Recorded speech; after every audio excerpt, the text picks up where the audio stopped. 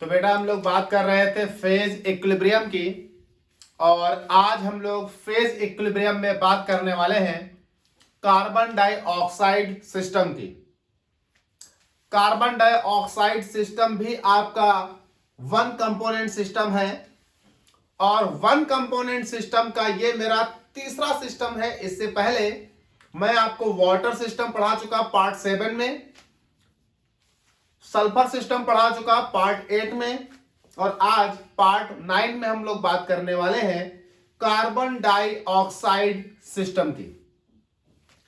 जिन लोगों को फेज क्या होता है, कंपोनेंट क्या होता है, डिग्री ऑफ फ्रीडम क्या होता है, क्लासियस क्लैपेरॉन इक्वेशन क्या होती है, फेज रूल क्या होता है, अगर कॉन्सेप्ट क्लियर नहीं है इन टर्म्स के, तो मैं उनको सलाह दूंगा कि पहले वो लेक्चर 1 से पढ़ें, तब वो फेज डायग्राम समझ पाएंगे।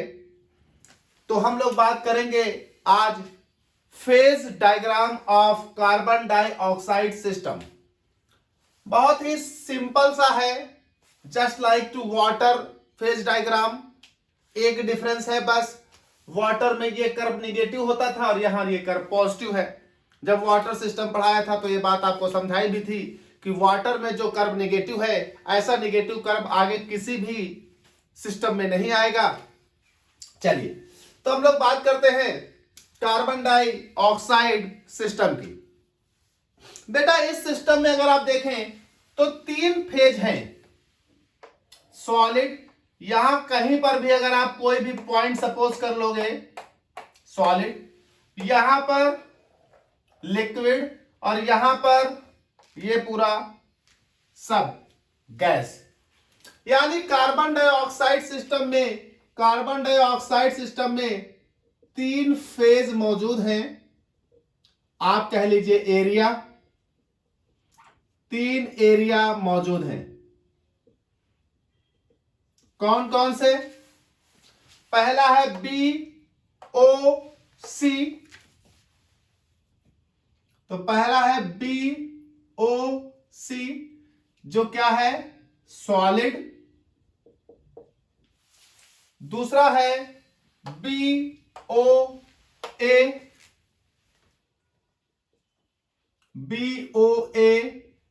जो क्या है? गैस। और तीसरा है AOC, तीसरा है AOC जो क्या है? लिक्विड। देखिए भाई, आप इस पूरे एरिया में किसी भी टेम्परेचर और प्रेशर के करस्पॉन्ड कोई भी पॉइंट ले ले। मान लीजिए एक पॉइंट ले लिया दिस, मान लीजिए इस पॉइंट को नाम दे दिया A। इस पॉइंट पर कोई ना कोई प्रेशर होगा, कोई ना कोई टेम्परेचर होगा। अगर इस पॉइंट पर हम ये जानना चाहें कि कार्बन डाइऑक्साइड किस स्टेट में पाई जा रही है, किस फेज में पाई जा रही है, तो बेटा ये इस पॉइंट पर कार्बन डाइऑक्साइड पाई जा रही है सॉलिड फेज में। कारण क्योंकि इस पूरे एरिया में कहीं पर भी आप कोई पॉइंट सपोज करें, उस पॉइंट पर कार्बन डाइऑक्साइड सॉलिड स्टेट में होगी। यानी इस पॉइंट पर जो भी टेम्परेचर होगा, जो भी प्रेशर होगा, उस प्रेशर और उस टेम्परेचर पर कार्बन डाइऑक्साइड सॉलिड स्टेट में एग्जिस्ट करेगी। ऐसे ही इस पूरे एरिया में कहीं पर भी हम कोई पॉइंट ले लें, मान लीजिए ये पॉइंट ले लिया। इस पॉइंट पर अगर हम टेम्परेचर देखें, प्रेशर देखें, तो इस पॉइंट पर भी हमारी जो कार्बन डाइऑक्साइड है, अगर हम इस पॉइंट पर कहीं पर भी, इस पूरे एरिया में कहीं पर भी कोई पॉइंट ले, हमने ये पॉइंट लिया, इस पॉइंट पर अगर हम टेम्परेचर और करस्पॉन्ड प्रेशर देखें और उस वक्त हम पता करें कि यहां कौन सी स्टेट है, तो जाहिर सी बात है लिक्विड स्टेट प्रेजेंट होगी। ऐसे ही मान लीजिए यहां एक कोई पॉइंट सपोज कर लिया, मान लीजिए पॉइंट ले लिया C। इस पॉइंट पर अगर हम ये जानने की कोशिश करें कि कार्बन डाइऑक्साइड किस रूप में मौजूद होगी, तो इस पॉइंट पर, यानी इस पॉइंट पर जो भी टेम्परेचर हो और इस पॉइंट पर जो भी प्रेशर हो, उस टेम्परेचर और उस प्रेशर पर कार्बन डाइऑक्साइड गैस के रूप में प्रेजेंट होगी। इसका मतलब जो आपका ये पूरा एरिया है उस एरिया में कहीं पर भी आप कोई भी पॉइंट सपोज करें, वहां पर आपको कार्बन डाइऑक्साइड की सिर्फ एक फेज प्राप्त होगी सॉलिड। इस पूरे एरिया में आप कहीं पर भी कोई पॉइंट सपोज करें, उस पॉइंट पर कोई भी प्रेशर कोई भी टेम्परेचर हो, बस वो इस एरिया के अंतर्गत वो पॉइंट आता हो, उस पॉइंट पर आपको CO2 लिक्विड के रूप में प्राप्त होगी। वैसे ही इस पूरे एरिया में आप कहीं पर भी कोई पॉइंट ले लें, यहां ले लें, यहां ले लें, यहां ले लें, कहीं पर भी कोई पॉइंट ले लें, उस पॉइंट पर कितना भी प्रेशर कितना भी टेम्परेचर हो, बशर्ते वो पॉइंट यानी उस प्रेशर और टेम्परेचर का वो पॉइंट इस एरिया में पड़ रहा हो, अगर वो इस एरिया में कहीं पर भी पड़ रहा होगा तो उस पॉइंट पर सिर्फ एक फेज यानी गैस आपको प्राप्त होगी। इसका मतलब जो ये एरिया है, ये एरिया में सिर्फ एक फेज आपको प्राप्त हो रही। तो अगर इस एरिया में किसी भी पॉइंट पर हम डिग्री ऑफ फ्रीडम निकालें तो F = C - P + 2, तो आपके पास कंपोनेंट कितना है 1 और फेज भी कितनी है 1 और +2, तो डिग्री ऑफ फ्रीडम क्या आ रही है 2। यानी किसी भी पॉइंट पर, यहां किसी भी पॉइंट पर डिग्री ऑफ फ्रीडम निकालो 1 आएगी, किसी भी पॉइंट पर यहां निकालिए आप डिग्री ऑफ फ्रीडम 1 आएगी, किसी भी पॉइंट पर यहां डिग्री ऑफ फ्रीडम निकालिए 1 आएगी। ऐसे ही हमारे पास इसमें 3 कर्व हैं, OB, OA, OC। तो हमारे पास 3 कर्व हैं, कर्व्स मेरे पास 3 हैं। एक है OA, दूसरा है OC, OB, OC, OA, OB, OC। अगर हम इन कर्व्स की बात करें तो जरा देखिए, एक एक कर्व को उठाते हैं। मान लीजिए OC,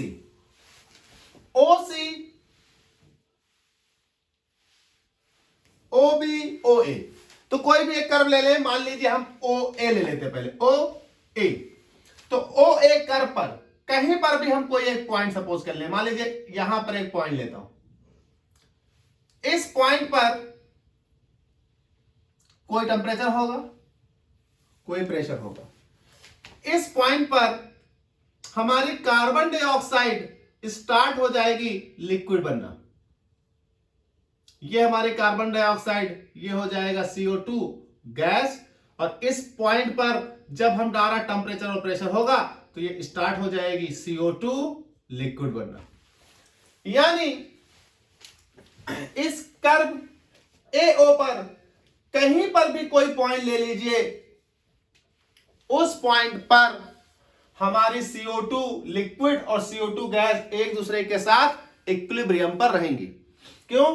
क्योंकि इस कर्व पर जो भी पॉइंट आप लोगे उस पॉइंट के करस्पॉन्ड जो टेम्परेचर होगा, उस पॉइंट के करस्पॉन्ड जो प्रेशर होगा, उस टेम्परेचर और उस प्रेशर के करस्पॉन्ड जो पॉइंट निकल इस कर्व पर आएगा, वो कर्व होगा हमारे पास इक्विलिब्रियम।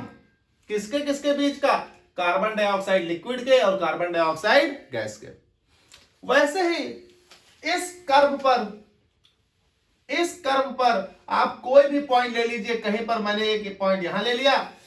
इस कर्व पर इस पॉइंट के करस्पॉन्ड जो भी टेम्परेचर हो और जो भी प्रेशर हो, उस पॉइंट के करस्पॉन्ड यहां एक इक्विलिब्रिया एग्जिस्ट करेगा। किसके किसके बीच इक्विलिब्रिया होगा? CO2 सॉलिड और CO2 लिक्विड के बीच, CO2 लिक्विड के बीच। वैसे ही इस पॉइंट, इस कर्व पे कहीं पर भी कोई ले लीजिए, मैं यहां एक पॉइंट ले लेता हूं। इस पॉइंट पर जैसे ही मैं कोई टेम्परेचर या कोई प्रेशर देखूंगा, जो भी इस पॉइंट पर हो, उस टेम्परेचर और प्रेशर पर यहां CO2 सॉलिड और CO2 गैस के बीच एक इक्विलिब्रिया होगी। तो बेटा जो भी ये तीनों कर्व हैं, उन तीनों कर्व पर 2 फेज एक साथ मौजूद हैं। क्योंकि ये तीनों कर्व ऐसे हैं जहां पर इक्विलिब्रिया एग्जिस्ट कर रही हैं, और जब इक्विलिब्रिया होगी तो वहां दो फेज एक साथ होंगी। जैसे ये आपका सब्लिमेशन कर्व है और इस सब्लिमेशन कर्व में इक्विलिब्रिया बनी है CO2 सॉलिड और CO2 गैस के बीच। कहीं पर भी ये पॉइंट लेंगे ये इक्विलिब्रिया मेंटेन रहेगी। इस कर्व पर एक इक्विलिब्रिया बनी है और वो इक्विलिब्रिया है CO2 लिक्विड और CO2 गैस के बीच। इस कर्व पर कहीं पर भी आप देखेंगे तो इक्विलिब्रिया बनी है CO2 सॉलिड और CO2 लिक्विड के बीच। तो हमारे पास जो कर्व है OA, OB, OC, इन कर्व पर कहीं पर भी कोई पॉइंट ले लीजिए, वहां पर दो फेज हैं, टू फेजेस। जैसे इस कर्व पर OA, OA, इस कर्व पर इक्विलिब्रिया है लिक्विड और गैस की। इस कर्व पर OB इक्विलिब्रिया है सॉलिड और गैस की, और इस कर्व पर इक्विलिब्रिया है सॉलिड और लिक्विड की। अब अगर इन कर्व में कहीं पर भी आप कोई पॉइंट ले लें और वहां डिग्री ऑफ फ्रीडम निकालें तो F इक्वल टू हो जाएगा C minus P plus 2 equal to हो जाएगा, कंपोनेंट एक ही है कार्बन डाइऑक्साइड, फेज दो हैं, plus 2 equal to 1, degree of freedom आ जाएगा 1। किसी भी कर्व पर किसी भी पॉइंट पर आप डिग्री ऑफ फ्रीडम निकालेंगे तो आएगा 1। ठीक भाई। अब यहां देखिए ये तीनों कर्व इस पॉइंट पर आकर मिल रहे हैं, यानी इस पॉइंट पर कार्बन डाइऑक्साइड लिक्विड भी है, कार्बन डाइऑक्साइड सॉलिड भी है, कार्बन डाइऑक्साइड गैस, यानी ये जो पॉइंट है ये O, ये कहला रहा है ट्रिपल पॉइंट। जब कोई भी कंपोनेंट तीन फेज में मौजूद हो किसी पॉइंट पर तो वो कहलाता है ट्रिपल पॉइंट। इस पॉइंट पर लिक्विड का इक्विलिब्रिया सॉलिड पर है, सॉलिड का इक्विलिब्रिया गैस से है और गैस का इक्विलिब्रिया लिक्विड से है। तो ये हमारे पास एक यहां ट्रिपल पॉइंट है, ट्रिपल पॉइंट कौन O। इस ट्रिपल पॉइंट पर इक्विलिब्रिया क्या है, इक्विलिब्रिया है लिक्विड का इक्विलिब्रिया है सॉलिड से, सॉलिड का इक्विलिब्रिया है गैस से और गैस का इक्विलिब्रिया है लिक्विड से। यानी यहां तीन फेज मौजूद हैं एक साथ, तीनों फेज एक साथ मौजूद हैं। और इस ट्रिपल पॉइंट पर अगर आप डिग्री ऑफ फ्रीडम निकालेंगे तो F equal to C minus P plus 2 equal to C हो गया कंपोनेंट 1, फेज हो गई 3 प्लस 2, यानी डिग्री ऑफ फ्रीडम आनी है 0। यानी जो ये एरिया है यहां पर कहीं पर भी कोई पॉइंट सपोज करोगे तो उस पॉइंट पर डिग्री ऑफ फ्रीडम आएगी 2, यानी बाई वेरिएंट। बाई वेरिएंट जो कर्व है उन कर्व पर कहीं पर भी कोई पॉइंट सपोज करोगे वहां डिग्री ऑफ फ्रीडम आएगी 1, यानी मोनो वेरिएंट। Mono variant. और बेटा जो ट्रिपल पॉइंट है यहां पर डिग्री ऑफ फ्रीडम निकालो तो आ रही 0, यानी नॉन वेरिएंट। Non variant. ठीक भाई। अब ये कैसे फेजेस चेंज हुई हैं जरा इनको समझिए। देखिए कार्बन डाइऑक्साइड नेचर में गैस के रूप में पाई जाती है, कार्बन डाइऑक्साइड नेचर में गैस के रूप में पाई जाती है। इसका आप जरा मतलब समझिए कि कार्बन डाइऑक्साइड हमारे रूम टेम्परेचर पर गैस के रूप में है। इसका मतलब वो रूम टेम्परेचर के नीचे ही वेपोराइज हो चुकी होगी। इसका मतलब उसका बॉइलिंग पॉइंट रूम टेम्परेचर के बहुत ज्यादा नीचे है, और बॉइलिंग पॉइंट रूम टेम्परेचर के बहुत नीचे है तो फ्रीजिंग पॉइंट उससे भी ज्यादा नीचे होगा। तो हम क्या कर रहे हैं कि ये कैसे फेज चेंज हो रही है इसको समझने के लिए हमने एक सिस्टम लिया। इस सिस्टम में मैंने गैस ले ली CO2 गैस। अब इस CO2 गैस का कोई ना कोई टेम्परेचर होगा, मान लो T, और कोई ना कोई प्रेशर होगा, मान लो P। मान लीजिए हम इस पॉइंट पर हैं, यहां टेम्परेचर है T, प्रेशर है P, ये correspond to temperature, correspond to any pressure. हम इस पॉइंट पर प्रेशर को 1 मिनट के लिए कांस्टेंट करते हैं और ये लाइन ड्रॉ करते हैं। तो जैसे हम इस पॉइंट पर प्रेशर को कांस्टेंट करते हैं तो ये कोई ना कोई टेंपरेचर होगा। जैसे हम टेंपरेचर घटाना शुरू करते हैं, घटाते रहते हैं और टेंपरेचर के घटाते एक ऐसा टेंपरेचर आएगा इस पॉइंट पर जिस पॉइंट पर हमारी गैस लिक्विफाई होने लगेगी। हम टेंपरेचर को यहीं पर अगर कांस्टेंट छोड़ देंगे तो हमारी गैस लिक्विफाई होती जाएगी और लिक्विड गैस बनता जाएगा, मतलब इक्विलिब्रियम एग्जिस्ट कर जाएगी। लेकिन अगर इस पॉइंट पर पहुंचकर भी हम टेंपरेचर घटाते रहें तो होगा क्या कि टेंपरेचर घटाते एक समय ऐसा आएगा जब पूरी तौर से गैस लिक्विड बन जाएगी और इस पॉइंट के आगे हमको यहां पूरा लिक्विड प्राप्त होगा। लेकिन हम तब भी टेंपरेचर घटाते रहें तो टेंपरेचर घटाते जाएंगे, एक पॉइंट यहां आएगा जिस पॉइंट पर पहुंचते ही टेंपरेचर इतना कम हो चुका होगा कि हमारा जो लिक्विड है दे स्टार्ट सॉलिडिफिकेशन, ये सॉलिड बनने लगेगा और ये लिक्विड कन्वर्ट होने लगेगा सॉलिड में और इस पॉइंट पर लिक्विड सॉलिड इक्विलिब्रियम आ जाएगी। और जैसे लिक्विड सॉलिड इक्विलिब्रियम आएगी, अगर हम टेंपरेचर वहीं छोड़ दें तो वो लिक्विड सॉलिड इक्विलिब्रियम मेंटेन रहेगी, सॉलिड लिक्विड बनेगा, लिक्विड सॉलिड बनेगा। लेकिन अगर हम इस पॉइंट पर पहुंचकर भी टेंपरेचर घटा रहे हैं तो धीरे धीरे सारा लिक्विड क्या हो जाएगा, फ्रीज कर जाएगा और एक समय ऐसा आएगा जब हम इस पॉइंट के आगे बढ़ेंगे तो हमको पूरी तौर से क्या मिलेगा, सॉलिड। कहा गया सर इस टेंपरेचर पर गैस, इस टेंपरेचर पर लिक्विड, इस टेंपरेचर पर सॉलिड, इस पॉइंट पर यानी इस टेंपरेचर पर इक्विलिब्रियम लिक्विड और गैस, इस टेंपरेचर पर इक्विलिब्रियम सॉलिड और लिक्विड।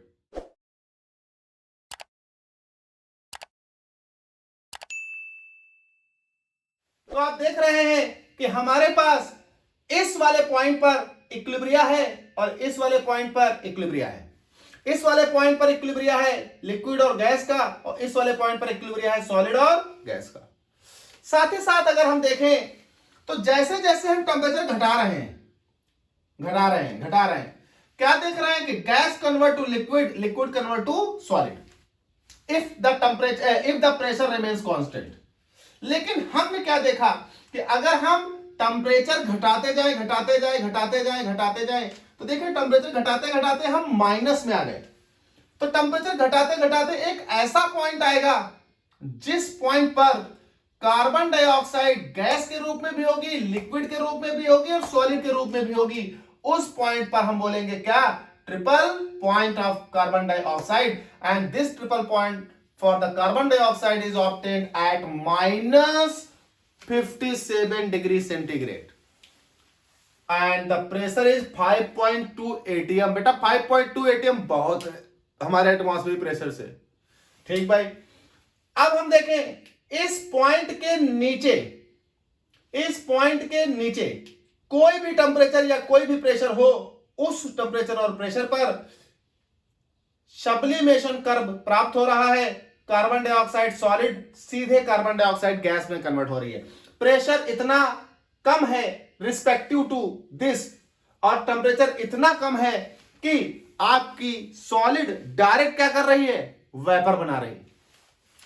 इस पॉइंट के ऊपर हम इस कर्व पर कहीं पर भी देखें तो हमारा इस पॉइंट के ऊपर प्रेशर इतना और टेंपरेचर इतना है कि इस पॉइंट पर अगर वो कर्व पर कोई पॉइंट आता है तो उस कर्व पर liquid to convert into gas और गैस कन्वर्ट इनटू लिक्विड। वैसे ही ये थोड़ा स्ट्रिप कर्व आपको प्राप्त हो रहा है। यहां टेंपरेचर का ज्यादा चेंज नहीं है, प्रेशर का एक हाई चेंज है। अगर आप बहुत तेजी से सडनली प्रेशर चेंज करते हैं तो सॉलिड टू कन्वर्ट लिक्विड और लिक्विड टू कन्वर्ट सॉलिड। तो ये बेटा हमारे पास था कार्बन डाइऑक्साइड का फेज डायग्राम। आपको ध्यान रखने वाली बातें हैं कि कितने फेज प्राप्त हुए यानी एरिया प्राप्त हुए। अब उन एरिया के बारे में लिखेंगे, किस एरिया में क्या फेज है, इस एरिया में क्या फेज है, इस एरिया में क्या फेज है, किसका डिग्री ऑफ फ्रीडम कितना है, साथ ही साथ कितने कर्व प्राप्त हुए। तो आपको 3 कर्व प्राप्त हुए, किस कर्व पर कौन कौन सा इक्विलिब्रियम बना है और उनके क्या डिग्री ऑफ फेजेस हैं। साथ ही साथ आपको एक ट्रिपल पॉइंट प्राप्त हुआ, उस ट्रिपल पॉइंट पर कितने फेज हैं और साथ ही साथ उसका क्या डिग्री ऑफ फ्रीडम है। साथ ही साथ आपको याद रखना है कि ट्रिपल पॉइंट पर कार्बन डाइऑक्साइड का प्रेशर कितना है 5.2 atm और टेम्परेचर कितना है -57 डिग्री सेंटीग्रेड। साथ ही साथ आप याद रखिएगा कि 1 एटमॉस्फेरिक प्रेशर जो हमारे एनवायरनमेंट का टेम्परेचर होता है, उस टेम्परेचर पर अगर आपको सॉलिडिफिकेशन करना है तो -78 डिग्री सेंटीग्रेड टेम्परेचर लगेगा। उससे कम तो आपको एटमॉस्फेरिक प्रेशर घटाना या बढ़ाना पड़ेगा। अगर 1 atm पर अगर आप सॉलिडिफिकेशन कराना चाहते हो तो -78 डिग्री सेंटीग्रेड लगेगा।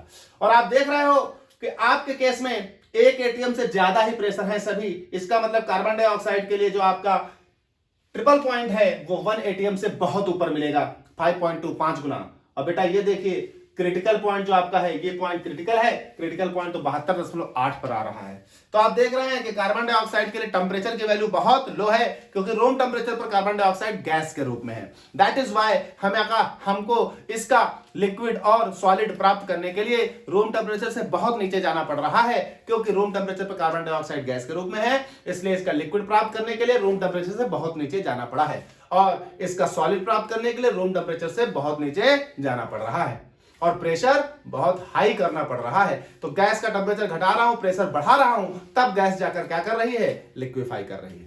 तो टेम्परेचर घटाते घटाते आप -57 और प्रेशर 5.2 कर दें तो क्रिटिकल आ जाएगा, और आप घटाएंगे तो आपका सब्लिमेशन आ जाएगा। इसके बीच में आपका वेपराइजेशन कर्व है, और इसके बीच में आपका मेल्टिंग पॉइंट कर्व है। तो नोट्स आगे हैं, आप नोट कर लेंगे और फिर से एक बार नोट करने के बाद इसे पढ़ेंगे तो पूरी बात समझ जाएंगे।